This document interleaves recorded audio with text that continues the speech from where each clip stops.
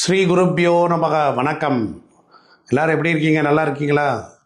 விபம் வேணநாதம் சாந்தம் துரந்தம் ஸ்வயம் லீலையா கோபவேஷம் தனானாம் ஸ்வாம் பிருங்காகாந்தம் சாருகாசம் பரபிரம்மலிங்கம் பதே பாண்டுரங்கம். கடகராசி கடக லக்னம் அன்பர்களுக்கு உங்கள் வாழ்வு இப்படித்தார். பணம் சம்பாதிக்க முடியவில்லை, செல்வ செழிப்பாக வாழ முடியவில்லை என்றால் எத்தனை காரணம்? உங்கள் ஜாதகமே வேண்டாம், உங்கள் லக்னம் உங்கள் ராசி இருந்தால் போதும். கிட்டத்தட்ட உங்களுடைய கர்ம வினை. ஏன் கடகராசியில் பிறந்தீர்கள், ஏன் கடக லக்னத்தில் ஜனித்தீர்கள் என்கிற கேள்விக்கு உங்களுடைய கூட்டு கர்மா இருக்கிறது. நான் சொல்கிறதெல்லாம் உங்கள் வாழ்க்கையில் அப்படியே இருக்கும். அதனால் இந்த வீடியோவை ஸ்கிப் பண்ணாமல் பாருங்கள். அப்புறம் செல்வம் செழிப்பதற்குரிய வழிமுறைகளையும் இந்த வீடியோவில் பின்னால் சொல்கிறேன். வாங்க நிகழ்ச்சிக்குள்ளே போகலாம். கடகராசி பொறுத்தளவில் செவ்வாயினுடைய நீச்ச வீடு, சந்திரனின் ஆட்சி வீடு. அது மட்டும் இல்லை, அந்த ராசிக்குள்ளர குருவின் நட்சத்திரம், சனியின் நட்சத்திரம், புதனின் நட்சத்திரம் மூன்றும் இருக்கிறது. இந்த மூன்றையும் வைத்துக்கொண்டு கடகராசி எப்படியெல்லாம் ஆட்சி செய்கிறது பாருங்கள். இயற்கையாகவே குரு சந்திர யோகம், குரு மங்கள யோகம், சசிமங்கல யோகம் உள்ளே மறைஞ்சிருக்கு. அப்போ கடகராசியில் யாராவது ஒருத்தர் பிறந்தாலே வாழ்க்கையில் உயர வந்து விடுவார்கள், பிற்பகுதியில் உயர வந்து விடுவார்கள். இவங்க சந்திரன், இவங்க மனசு ஒரே மாதிரி இருக்கார். ஏன்னா இந்த வீட்டுக்கு சந்திரன் தான் தலைவர். மனம் என்கின்ற ஒரு குழப்பம் இல்லாத கடகராசியே இருக்கார். எதற்கெடுத்தாலும் குழப்பம். சந்திரன் 15 நாள் வளருவார், அப்போ சுகமாக இருக்கும். 15 நாள் தேய்வார். வளர்பிறை தேய்பிறை வருது இல்லையா? அப்போ 15 நாள் தேய்பிறை வருகிற பொழுது முதல்ல ஹாப்பியாக போவாங்க. அதுக்கப்புறம் வாழ்க்கையை போய் சோர்ந்து உட்காந்துக்குவாங்க. 15 நாள் பௌர்ணமி மாதிரி இருப்பாங்க, 15 நாள் அமாவாசை மாதிரி இருப்பாங்க. அவங்க முகத்தை பார்த்தாலே தெரியும். அப்போ உங்கள் லைஃப்பை நீங்கள் கேட்கவே வேண்டாம். இப்படி கடகராசி பொறுத்தளவில் அந்த வீட்டில் சந்திரன் வீட்டில் தான் செவ்வாய் நீச்சம் மாறுறார். கடகலக்கணத்திற்கு 5 குடையவன் நீச்சமாகிற இடம். உங்களுக்கு பூர்வீகத்தில் ஒன்றும் பெரிய பலம் இருக்காது. தாய் மாமனால் எந்த புண்ணியமும் கிடையாது. தாய் மாமனால் புண்ணியம் குறையும், தாய் மாமனால் அசிங்க அவமானம் வரும். தாய் மாமனுக்கே கூட அவர்களுடைய குழந்தைகள் புத்திர தோஷத்தை சொல்லும். குழந்தைகளால் அவர்களுக்கு மனக்கவலை ஏற்படும். அவர்களுக்கு மூத்த பிள்ளைகள் சரி இருக்காது. தாய் மாமனுக்கு பிறந்த ஆணோ பெண்ணோ மூத்த பிள்ளைகள் சரி இருக்காது. அவர்களுடைய கணவனார் முதற்கொண்டு கூட சரி இருக்காது. தாய் மாமன், குழந்தைகள், மூத்த குழந்தைகள், 2வது குழந்தைகளுக்கு 3வது குழந்தைகள் தான் ஒன்று காதல் திருமணங்கள் நடக்கும். அப்போ தாய் மாமனுக்கு மனக்கவலையும் புத்திர தோஷமும் இருக்கும். இதுதான் அந்த கடகராசி சொல்கிறக்கூடிய மறைவான விஷயம். கடகத்தில் உங்களுக்கு என்னென்ன நட்சத்திரம் இருக்குன்னா புனர்பூசம், பூசம், ஆயில்யம். அப்போ இந்த 3 நட்சத்திரங்கள் இருக்கிறனால கடகராசியில் பிறந்தவர்களுக்கும் கூட புத்திரர்களால் பிரச்சனை உண்டு. கடகராசி கடகலக்கணத்தில் பிறந்தாலே புத்திர கவலை உண்டு. குரு சனி உள்ள புத்திரர்களால் கவலை உண்டு. அதே போல் சனி புதன் சேர்க்கையும் அங்கே இருக்குது. அப்போ படிப்பில் ஒரு பிரேக் ஆகும். படிச்சுக்கிட்டு இருக்கும்போது அங்கே ஒரு தடை. அப்போ படிப்பை உயர்கல்வியை நினச்சி ஒரு தடை ஏற்படும். மனக்கவலை, படிப்புனால ஒரு போராட்டம், இதெல்லாம் ஏற்படும். இல்லை என்றால் இடையிலே வீடை விட்டு ஓடுதல். ராமருடைய நட்சத்திரனால வனவாசம். சின்ன வயசில் படிக்காமல் பள்ளிக்கூடத்துக்கு போகாமல் ஏதோ ஒரு பிரச்சனையை சொல்லிவிட்டு வீட்டை விட்டு ஓடி போயிட்டு 1 வாரம் 10 நாள் கழித்து திருப்பி வருதல். இதையெல்லாம் தொடர்ந்து நடந்துக்கிட்டே இருக்கும். அதே போல் ஏமாறாத கடகமே இல்லை. சந்திரனுடைய வீட்டில் சனியினுடைய நட்சத்திரம் இருக்கிறனால பரம்பரையில் குடும்பத்தில் யாருக்காவது அம்மாவளி அப்பாவளி உறவுக்காவது ஒரு ஃபிக்ஸு போன்ற ஒரு நோய் இருக்கும், வலிப்பு நோய் இருக்கும், அந்த தொந்தரவு இருக்கும். குடும்பத்தில் யாருக்காவது வெரிகோஸ் பெயின் இருக்கும், காலில் நரம்பு இழுத்து பிடிச்சிக்கிறது. இந்த நரம்பு புட்டிச்சதுனால வர்றது. அப்போ சனினா கால், புதன்னா நரம்பு. அப்போ 6ஆம் இடத்துக்குரிய நோய்க்குரியவர் இருக்கிறார். அப்போ குடும்பத்தில் தாயார் வர்க்கத்தில் யாராவது மனநிலை பாதிக்கப்பட்டவங்களும் இருப்பாங்க. மனம் சார்ந்த தொந்தரவு இருந்துக்கிட்டே இருக்கும். இதெல்லாம் கடகத்துக்கு உண்டு. கடகத்தை பொறுத்தளவில் அங்கே தானே குரு உச்சம். அப்போ அந்த குடும்பத்தில் பாருங்கள், நல்ல ஆன்மீகம் இருக்கும். அம்மா வழியில் சாமி கும்பிட்றவங்களும் சூப்பராக இருப்பாங்க. அம்மா வழியில் சாமி கும்பிட்றவங்க. அப்போ அது கடகம் என்பது தாய் வீடு. அம்மா வழியில் சாமி கும்பிட்றவங்க நிறைய இருப்பாங்க. ஆன்மீகத்திலையும் பக்தி இலயத்திலையும் நெருப்பு மிதிக்கிறதுலையும் அழகு குத்துறதுலையும் மாலை போட்டு போவதுலையும் கோயிலுக்காக நான் ஏதாவது செய்கிறேன் அப்படின்னு ஒரு விஷயம் இருக்கும். கடகத்தில் ஒரு கண்டிஷன் கண்டிப்பாக இருக்கும். குரு உச்சமாகிற வீடுங்கிறனால கடகராசிக்காரர்கள் இயற்கையாகவே ஈகோ இருக்கும். ஒருத்தங்கிட்ட போய் நான் நிற்க மாட்டேன், அவனை வேணால் வர சொல்லு அப்படிங்கிற ஒரு ஈகோ இருக்கும். ஆனால் பலருக்கும் வழிகாட்டக்கூடியவர்களாகவும் இருப்பார்கள். அப்போ மற்றவர்களை வழிநடத்துகின்ற சக்தி கடகராசிக்காரர்களுக்கும் கடக லக்னத்திற்கும் உண்டு. கடகராசி பெண்கள் இருக்காங்கல்ல, அங்கே செவ்வாய் நீச்சமாகிறார். அப்போ கடகராசி பெண்களுக்கு கணவனார்னால எந்த நன்மையும் கிடையாது. ஏதோ ஒரு நிம்மதி இல்லாத தன்மை, மன உளைச்சல் உண்டு. கடகராசியில் பிறந்து எதனாலேயாவது செவ்வாய்னா கணவனார் அங்கே நீச்சமாகிறாரு. அப்போ எப்படி இருக்கும்? அப்போ அவங்க பெண்களுக்கு பொதுவாக அப்படி இருக்கும். கடகராசியில் பிறந்த பெண்கள் அவர்களுடைய சகோதர சகோதரிகளும் நல்லா வாழ மாட்டாங்க. அவங்க குடும்பத்தில் கடகராசியில் பிறந்த பெண்களுக்கு முன்னையும் பின்னையும் ஏதோ ஒரு குழந்தை பிறந்து இறந்துச்சு, இல்லை அபார்ஷன் ஆச்சு அப்படிங்கிற மாதிரியான நிலையும் இருக்கும். அவங்களும் நல்லா வாழலை, இணக்கமாக இல்லை, கஷ்டப்படுவாங்க, போராடுவாங்க அப்படின்னா உண்மை. ஏன்னா ஒற்றுமை குறைவாக இருக்கும். கடகம் ஒரு தனிமையான வீடு. ஏன்னா சந்திரனுக்கு ஒரு வீடு தான். அதனால் பார்த்தீங்கன்னா வீட்டை விட்டு ஒரு 4 கிலோமீட்டர் தள்ளி போய் ஒரு இடம் வாங்கி வீடு கட்டுவாங்க. அங்கே யாருமே இருக்க மாட்டாங்க. கடகராசிக்காரங்க போய் ஒரு இடத்துல போய் குடியேறிட்டாங்கன்னா அதை சுற்றிலும் சீக்கிரமாக கூட்டம் கூடிடும். அதுக்கப்புறம் பார்த்திங்கன்னா அங்கே ஒரு 4 வருஷத்தில் அதிகமான மக்கள் அங்கே குடி வந்துடுவாங்க. இன்டீரியரை தான் அவங்க போய் குடியிருப்பாங்க, தனிமையில் தான் இருப்பாங்க. கடகராசி சிம்ம லக்னம், கடக லக்னம் சிம்ம ராசி, கடகராசிக்காரங்க எங்கேயாவது போய் ஒரு பக்கம் வீடு வாங்கி குடியிருந்தாங்கன்னா அந்த இடத்துல மறுபடியும் நிறைய வீடு வந்துடும். அப்படி இருக்கும் பொழுது இப்போ நிறைய பேர் ரியல் எஸ்டேட் பண்ணுறாங்க. யாராவது கடகராசிக்காரங்க இருக்காங்கன்னா அவங்க சிட்டியில் இருந்து ஒரு 10 கிலோமீட்டர் தள்ளி போய் ஒரு சைட்டு போட்டாங்க, ரியல் எஸ்டேட் போட்டாங்கன்னா கண்டிப்பாக அந்த இடத்துல கூட்டம் வந்துடும். ஒரு 4 வருஷத்தில் அந்த இடம் வேல்யூஷன் கூடிரும். அப்போ இப்படி கடகத்தை பற்றி நம்ம நிறைய சொல்லிக்கிட்டே போகலாம். அது மட்டும் இல்லை, கடகராசிக்காரர்களுக்கு ஒரு ஆசிலேஷன் மைண்டு இருந்துக்கிட்டே இருக்கும். மெயின் அதுதான். ஒரு முடிவு எடுக்க தெரியாது. முடிவு எடுத்தப்பட்டதுக்கு அப்புறமும் வருத்தப்படுறவங்களாக இருப்பாங்க. ஏன்னா மனசுங்கிற இடம் 5 என்பது அறிவு, புத்தி, மனம். அங்கே போய் ராசிநாதனை நீச்சமாகிறார். 5 குடையவனும் போய் இங்கே நீச்சமாகிறான். அதனால் இவங்களுக்கு இது இயற்கையாக ஒட்டிக்கிட்டு தான் இருக்குது. இதை மாற்றவே முடியாது. அது மட்டும் இல்லை, அவங்களுக்கு இந்த ராசிநாதன் போய் 11ஆம் இடத்துல பாதகத்தில் போய் உச்சமாகிறார். இது ஒரு தலைவலி. அது மட்டும் இல்லை, 5இல் சந்திரன் நீச்சம்.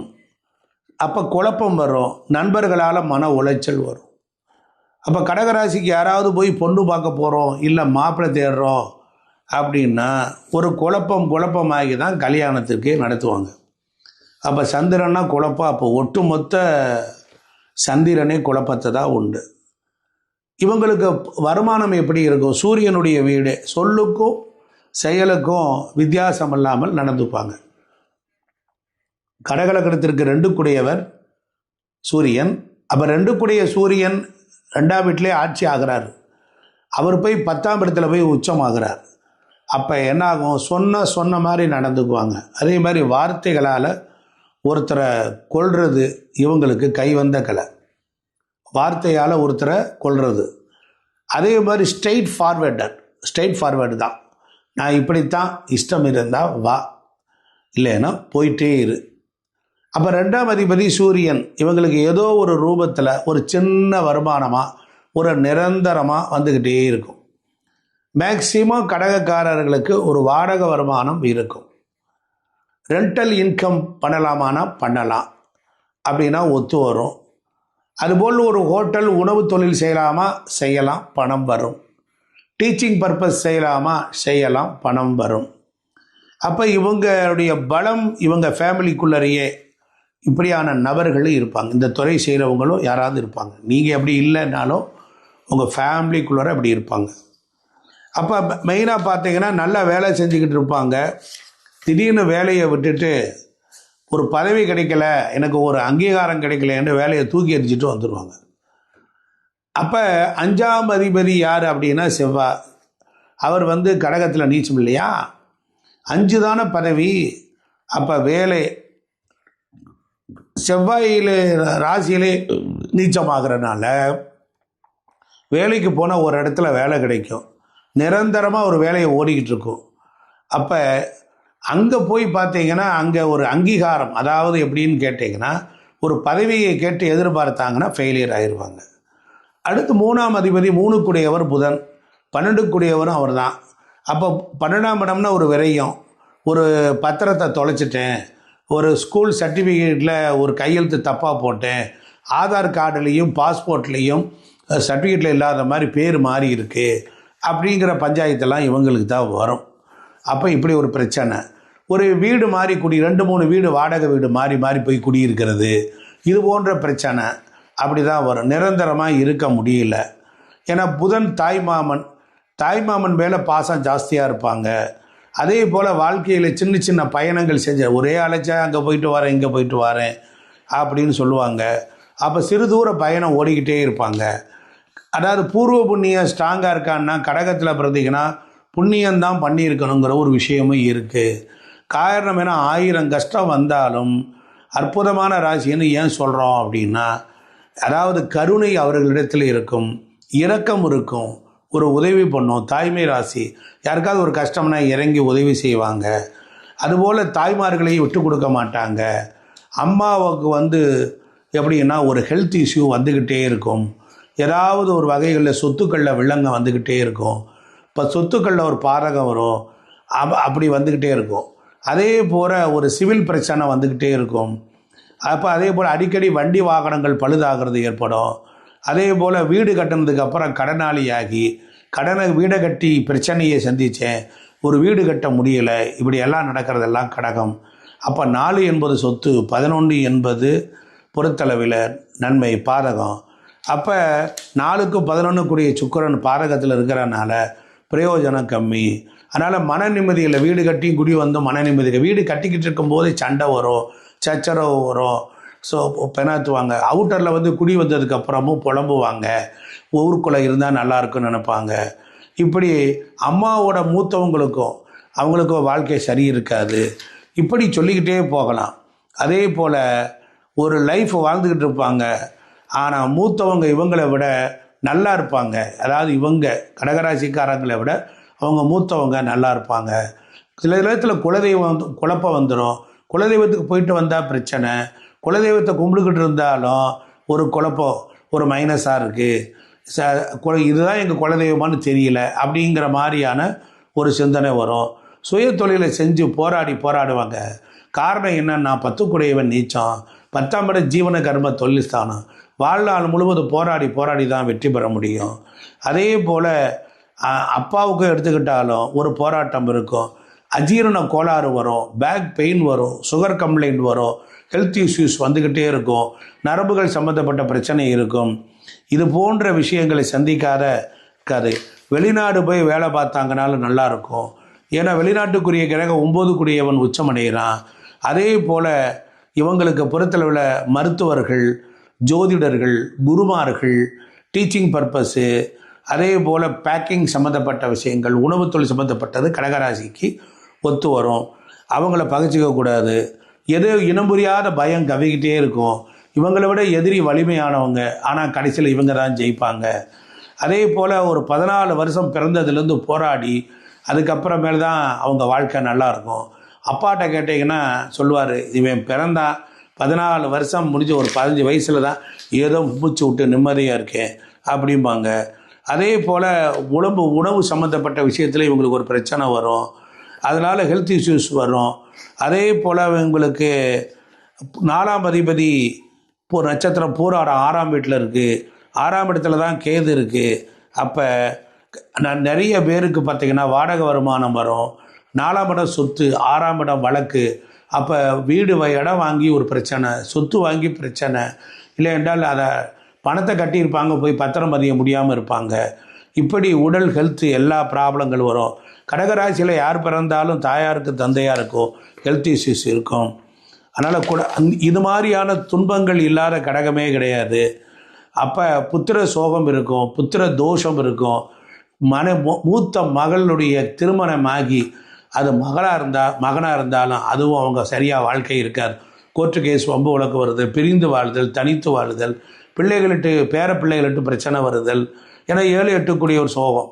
அப்போ 2ஆம் குழந்தைக்கு ஏதோ ஒரு வகையில் உடல்நலக் குறைபாடு, வீசிங் ப்ராப்ளம், மூச்சு திணறுதல், இது போன்ற விஷயங்கள், குழந்தைக்கு சர்ஜரி, கிட்டத்தட்ட ஒரு 10-14 டாக்டர்களை பார்த்தல், இப்படியே சொல்லிக்கிட்டே போகலாம்.